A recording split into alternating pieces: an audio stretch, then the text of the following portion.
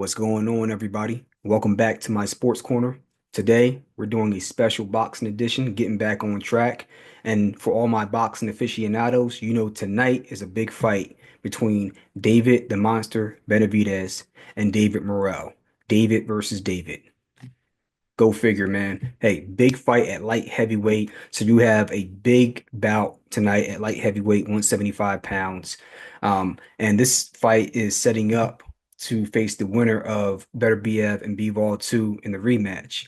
But let's go ahead and talk about these two fighters, what they bring to the table, and who's going to win this fight. This is a tough one, though, man. So you have David Benavidez, 28 years old. He has 29 wins, no losses, 24 of those wins by knockout. Fights from the orthodox stance, standing 6'2" with a 74.5-inch reach, man. We know him as a Mexican monster. He comes in and he just lights people up and gets them up out of there. Going against David Morrell, Cuban fighter. So you have Cuba versus Mexico. David Morrell, 11 wins, no losses, none of those wins by knockout. He's at 27 years old. They're both in the prime of their career.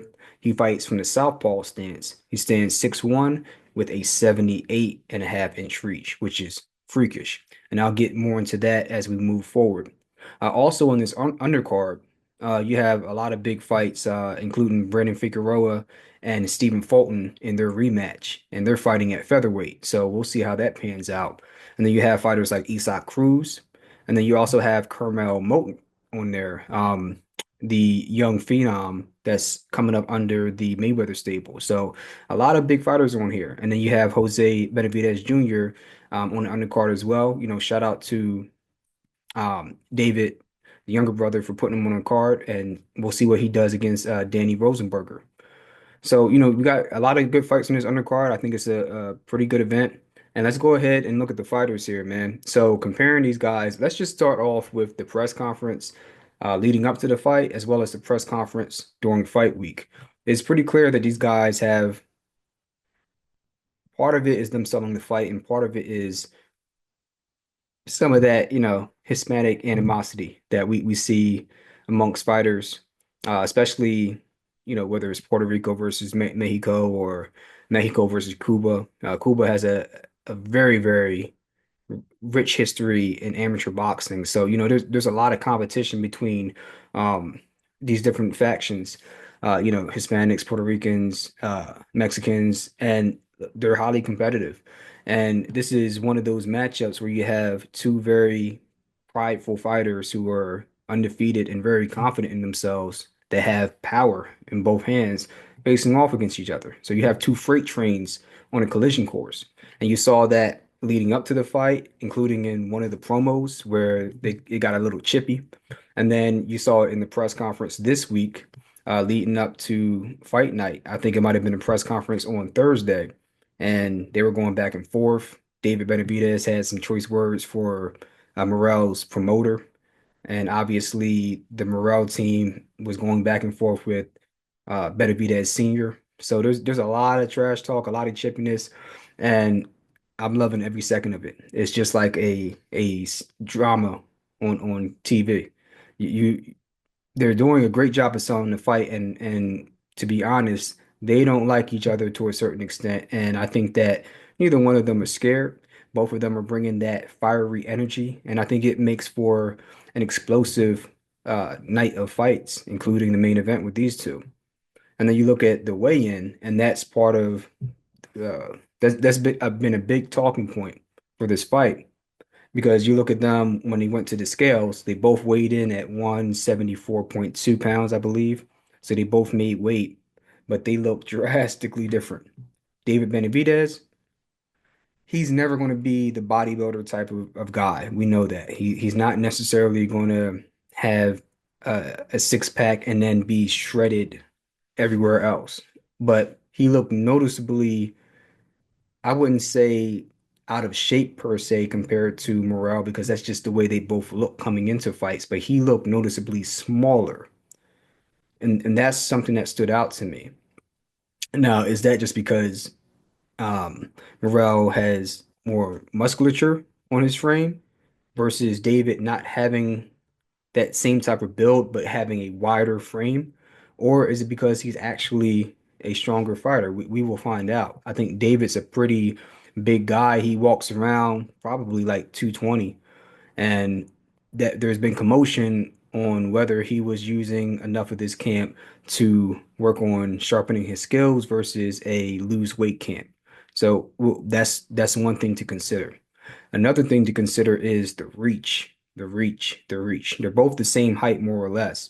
I know it says that David Benavidez has a 1 inch height advantage, but Morrell looked like he was eye to eye with them, so I don't really think that's going to be much of a factor in this fight. But I do think the reach will be a huge factor.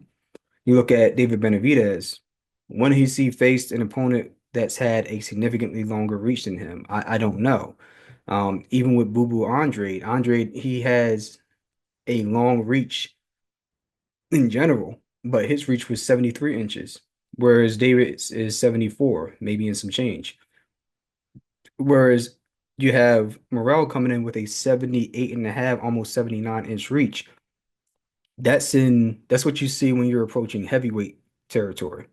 So David's going to have a lot to think about when he's trying to close the gap or the void, as Demetrius Johnson would call it, and thinking about how he's going to deal with fire coming back at him, as opposed to being the person who's typically applying pressure to his opponent. Because you let off some of these combinations when you're squared up and the guy has longer arms and he knows how to place his punches. Now you have issues on your hand. So these are some of the things that stuck out to me during fight week coming up to this fight. I didn't follow this fight extremely closely because I've been doing other things, getting trying to wrap up the PhD and get the degree. So I haven't had time to really sit down and go through the matchup with a fine-tooth comb. But these are my surface level observations. So let's go ahead and look at some of the keys to victory, and I also point out some of the strengths and flaws that they have.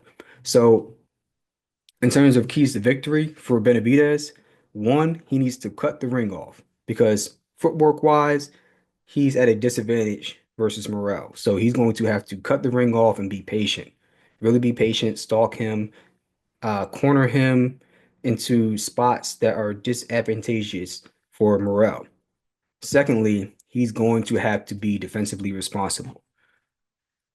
Benavidez, he likes both of them do this, but defensively, Benavidez likes to come forward with the high guard. And he likes to come forward and he'll close distance and sit there if need be and catch punches off the gloves.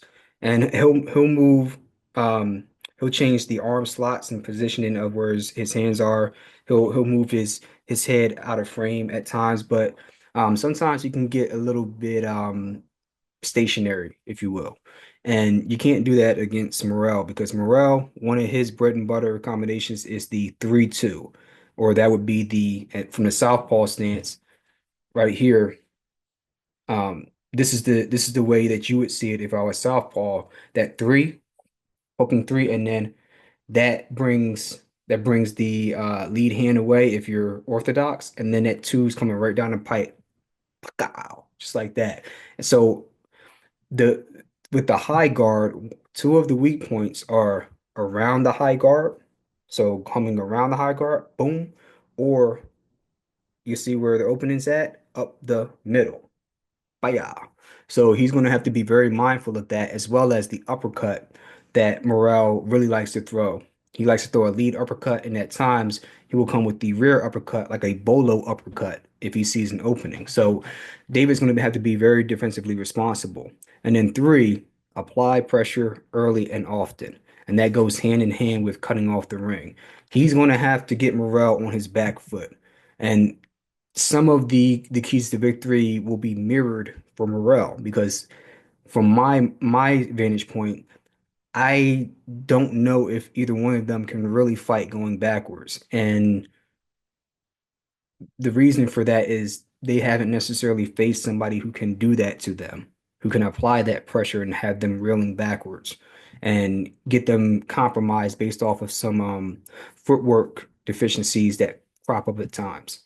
So with Morrell, when he's going backwards, he has a tendency, especially when throwing his jab, to kind of cross his feet going to his right. So he'll throw that jab, and his back foot will not always, but he'll be in almost a bladed stance and at times off balance. So if you can catch him when he's transitioning during his footwork maneuvers, that's a spot you can catch him in. And going backwards, he's not really that prolific. He's solid going backwards, but it's not his strength. And then vice versa, the keys to victory for Morrell. First off, movement. He has the better legs. That's clear here, in my opinion. So movement against a guy that likes to be squared up in Benavidez. And part of the reason why Benavidez can do that is because he has a wide frame. So even though he doesn't have the quickest footwork, but he doesn't have the worst footwork either.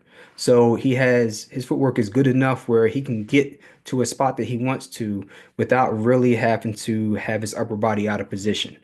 So he can fight squared up and get away with it. And he has pretty good upper body mobility as well. So he's going to have to really, Morrell is really going to have to move around and outflank him as the southpaw, and he likes to do this, have that lead foot on the outside of Benavidez's lead foot so that he can constantly be in position to counterpunch and make Benavidez pay when he decides to open up and try to initiate offense. Second key to victory for Morrell, counterpunching, which goes hand in hand with the movement. When Benavidez wants to walk forward and get you on the ropes, when he opens up, especially when we go to talking about Benavidez's footwork, it's going to take him longer to initiate that first step and cross that void. And when you're trying to do that against a guy who has a longer reach than you significantly, it can be a problem because he has power to back that up. This is not like what we've seen with Caleb Plant or Bubu Andrade, where they may have been slick boxers, had really fast hand speed, but did not have the power to really keep Benavidez off of them. Morrell does. So, if David tries to cross that void or sit there with the high guard and have moments of hesitation, Morrell is not going to sit there like a punching bag. He's going to hit back, and he's going to hit back with fire. So the counter punching, very important for Morrell. So you don't want to, as I said with Benavidez, when either one of them throw the jab, but for Morrell, since we're talking about him, can't leave the jab out and be lazy with it because something's going to come back over top of that.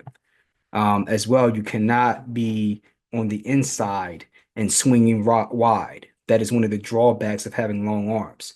And I'll use myself as an example. That's something that I keep in mind when I try to do inside work when I'm boxing.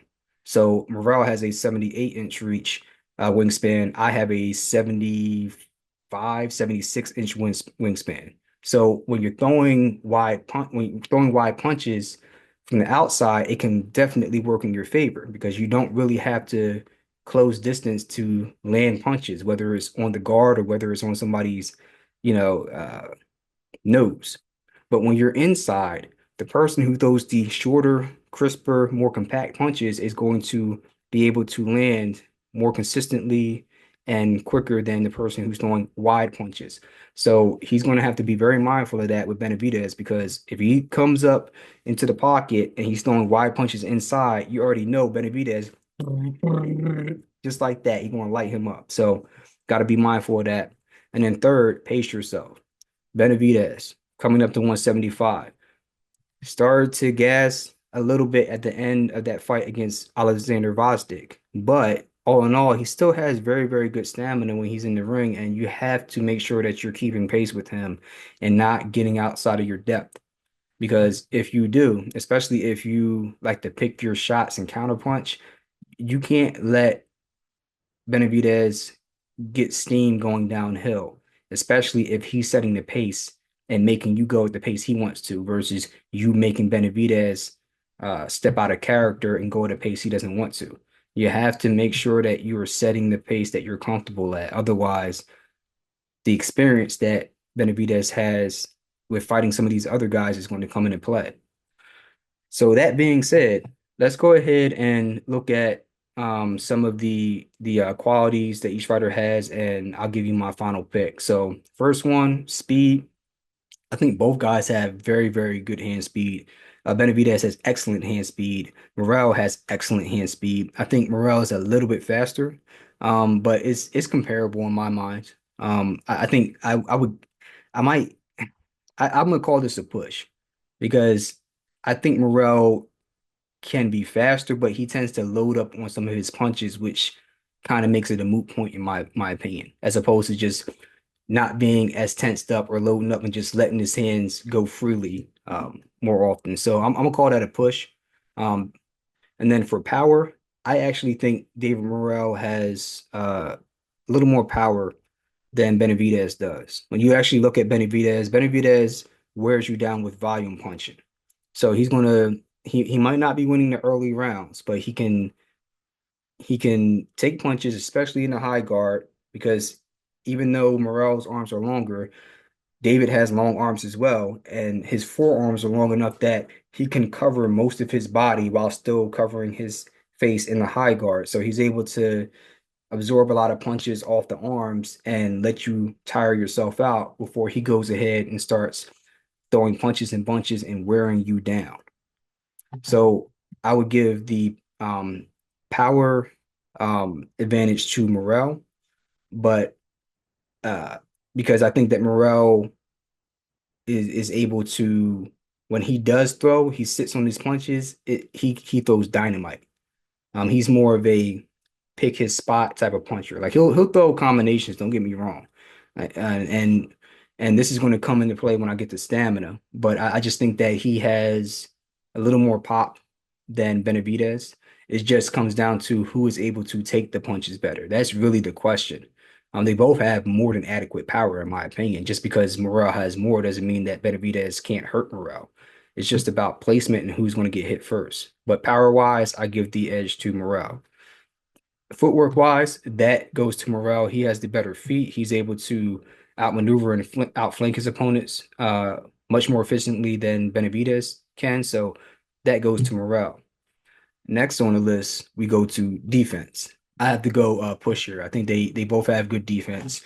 And like I said, they're both in the high guard a lot, but they get hit more than I would like at times, but they're defensively responsible enough that they're able to get the job done against most of the fighters they're facing, unless they're really, really uh, sharp offensively, which that's a hard combination to find just in general in boxing to be sound defensively or very, very good defensively and also be great offensively is not common. So um, defensively, I think is a push. They both hit well and they can be hit. Stamina wise, I'm going to give the edge to Benavidez because I've seen him go the distance more often and also doing that against high caliber opponents. So Caleb Plant, look at Alexander Vostik, his last fight. Even though Vostik was older, Vostik is a highly accomplished fighter. And his only loss was to Artur Beterbiev. And even in that fight, I know he was younger, but even in that fight, he was having his way until Beterbiev was able to walk forward just because he's just the bigger fighter and he was able to take the punches. But make no mistake about it, the same issues that Beterbiev had early on against Gvozdyk were the same issues that Benavidez had against Gvozdyk. And many of those punches didn't even move Gvozdyk. So, to be able to finish that fight, especially when Bostic was starting to throw back at a heavier weight class, it showed me that the stamina was able to translate to 175 in a similar way that it was at 168. Now it's just about seeing how quickly or how well he gets acclimated to 175. Morrell, he's going the distance a couple of times, but it hasn't been against high level competition. So and then he also has the tendency to put every bit of energy into every punch. Like I would have to see more fights from him being more not judicious, but being more mindful of how much energy he's putting into his punches because he tends to overextend himself, I would say, at times. And you can't do that against a guy like Benavidez, especially as you get to the later rounds, because it can come back to haunt you against a guy like Benavidez who does not gas out. So advantage to Benavidez for stamina. Ring IQ. I'm gonna say that's even more or less. And I want to be very clear when I say this. When it comes to amateur pedigree and some of the things that we've seen um, at the amateur level, man, Morrell coming from that Cuban boxing program, phenomenal. I mean, you can't really ask for much more, and he's done it against multiple different styles. So he's been around the block. Let's not get it twisted. And he's had at least some fights against credible opponents, particularly Hot Rod recently in August at 175. And even though he had his difficulties against Hot Rod, just like Benavidez did against Vosdick, he still looked. I still like some of the things he was doing, and the power at times you could see how it bothered Hot Rod. He wasn't able to stop him. But again, once he's acclimated again to 175, because he has been here before, it might have been in the amateurs. I'm not really quite sure, but he has fought at 175 before in his past. So it's not like it's foreign to him. We'll see how quickly he gets acclimated to 175. But overall, ring IQ, um, even though Benavidez has fought more he's fought better competition at the professional level. I still like a lot of the things that Morrell is able to do. So for me, this is even. If I had to give an edge, I would give it to Morrell, but I would say it's even here. And then experience, that's where I give the nod to Benavidez because experience wise, he's just had more fights against professional uh boxers who have a pedigree at this level. I mean, you're talking about Alexander Vosdick. Yes, I know he is older, but his last three fights, he had a good showing for himself, and he's a high level fighter. I was looking at some of his film leading up to that fight, and I'm like, yo, he's not what he was a few years ago, but he's still a problem. Demetrius Andrade, he was coming up in weight, but you could just see dealing with the speed and seeing how quick a guy can change angles that has the type of footwork Andre had.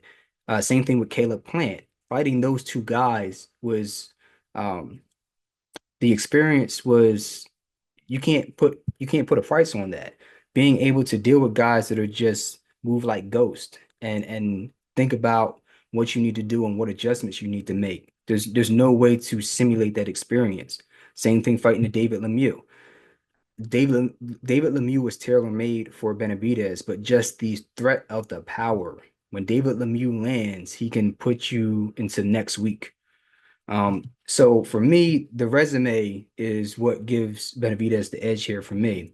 And then the X factor, I would have to give to David Morrell because despite the experience that David Benavidez has had as a professional, David Morrell, it's the reach, it's the pedigree, it's the IQ at times, and it's the footwork and the power. Like he's a total package. He's not your prototypical Cuban boxer who are they're typically defensive minded. You think of Guillermo Rigondeaux. You think of Erislandy Lara. What other Cubans? When I think of Luis Ortiz, he is somewhat of a hybrid where he's very defensively responsible, but he is looking to be offensive. Um, Other fighters who are more defensive minded, who fought Earl Spence, who Yordenis Ugas, defensive minded. He is the antithesis of that. He is defensively responsible, but he is looking to initiate offense from the jump. He's not really looking to be overly defensively minded. So, and when he throws and he lands, and he's very crafty with his punch placement, he sends people to another dimension. And that's why he was the boogeyman at 168. I made another video previously talking about it might have been opponents for Canelo. I don't remember. I was talking about somebody moving up in weight, and I was mentioning 168 pounds. And maybe it was Crawford, I don't remember, but I mentioned three names, and it was Caleb Plant, David Morrell, and it might have been David Benavidez.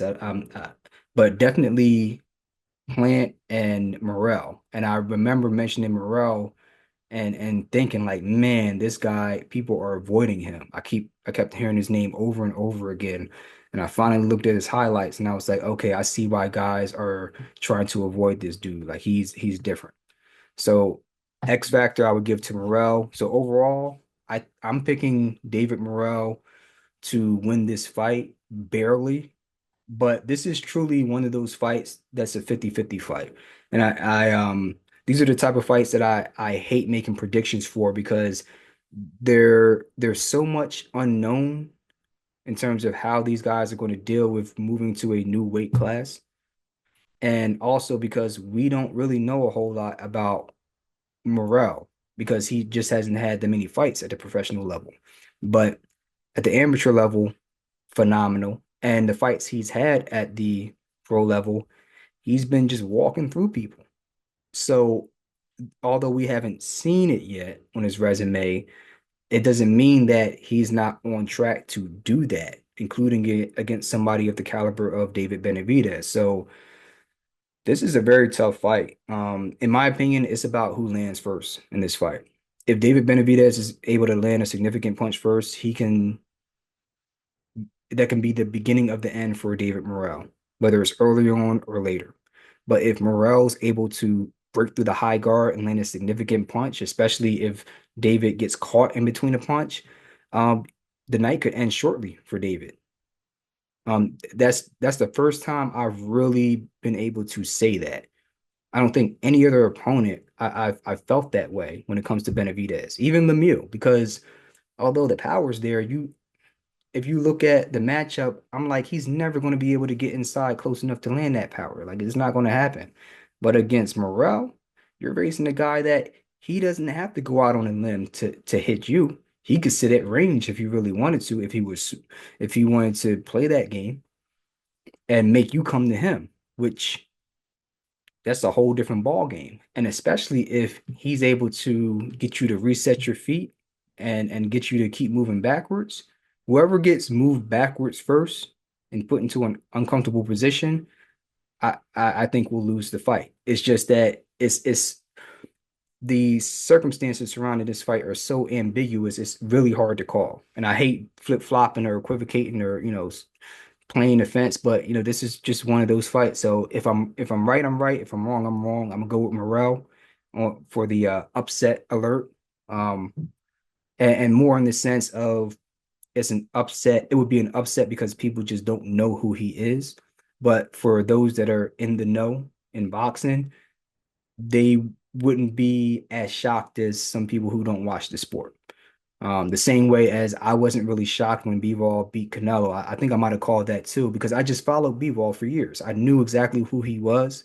I knew that he had been fighting at that weight for years. So all the pomp and circumstance that came along with Canelo and his fans and whatnot, I'm not trying to pick on anybody. It didn't mean nothing to me because at the end of the day, you, me, their families, their friends, none of them can get into the ring once that opening bell rings.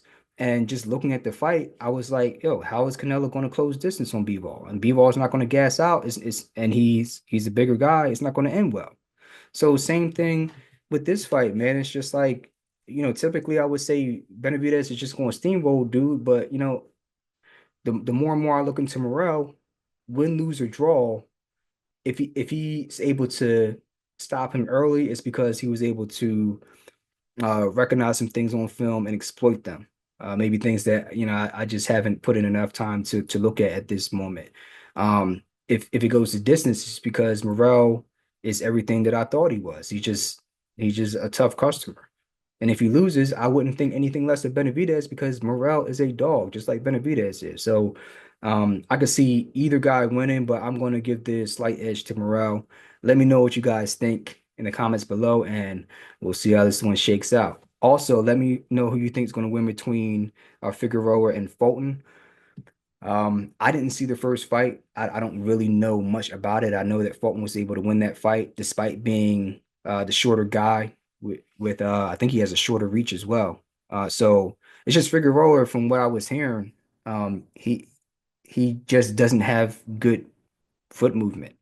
And unless he's done something drastically to change that, how are we going to see a different outcome?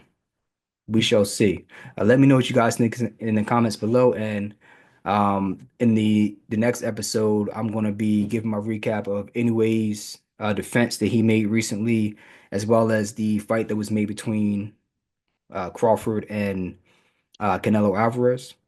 And we'll talk about that as well. All right. So that's what it's going to be. Till next time. Peace.